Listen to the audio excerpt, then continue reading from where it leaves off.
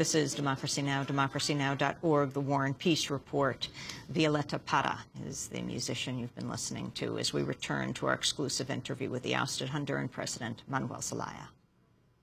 Mr. President, some see the coup in Honduras as a new strategy against progressive, independent governments in Latin America.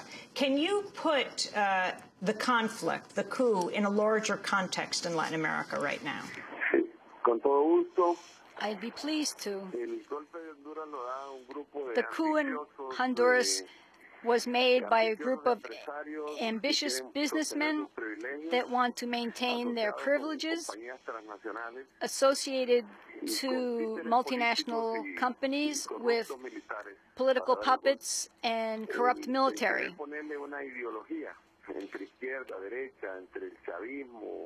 Trying to give it an ideological tint, left, right, Chavism, U.S. right, is an intent to change the face of the coup and to distract attention to other ideological problems when the problem are the economic privileges of the sectors that want to maintain it.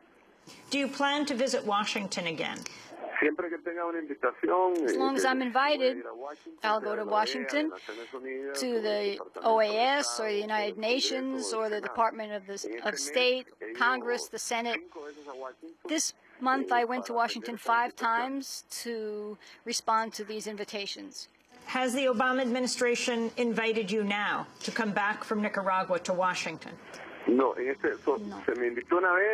they invited me once, and I went to speak with Secretary Clinton, but they have not invited me since.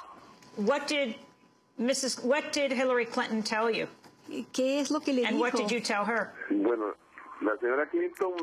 Mrs. Clinton suggested Arias's mediation to me, and I accepted it. I went to those negotiations, and I think that the United States now has a great responsibility because the negotiations did not produce the desired results, and they have a greater need to resolve this coup than other countries. Do you think that the coup government is trying to just run out the clock until the election? No, I think they want to legitimize the elections through my return. But the 2 candidates participating approved the coup, supported the coup, and that's like legitimizing the coup through other people. The elections should be held, but in a broad and democratic way, not with the coup regime, because it would be like extortion for the candidates. Do you see a split in the coup government? Yes, of course. There's division in the armed forces, in the society. They have installed a repressive regime that's only sustained by arms.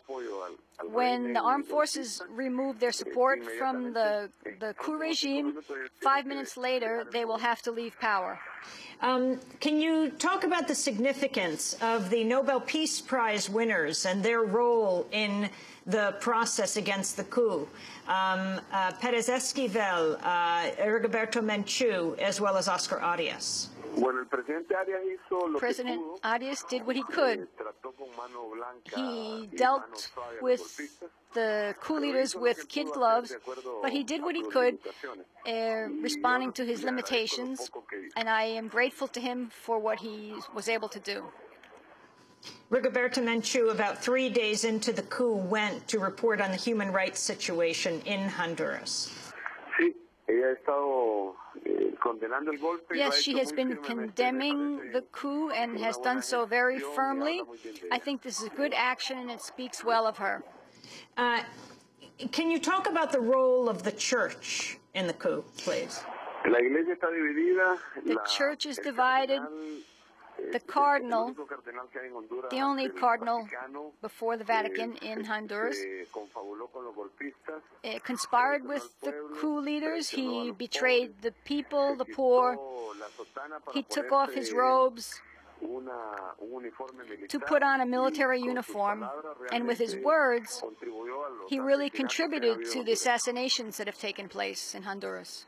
What about the beating of the priests Andres Tamayo and Padre Fausto Mia leading a protest against the coup?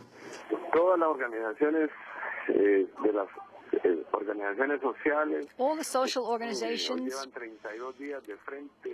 have been in opposition very firmly for 32 days against the coup. They have, which speaks very well of the ability to resist and to not accept a coup d'etat. What reports, Mr. President, do you have of the human rights situation right now in Honduras? The murders, the beatings, the bombings? There are thousands of prisoners. There are illegal entries without search warrants into homes. Civilian rights have been denied. There's a state of siege. There's not freedom of movement or of press. Youth are being assassinated.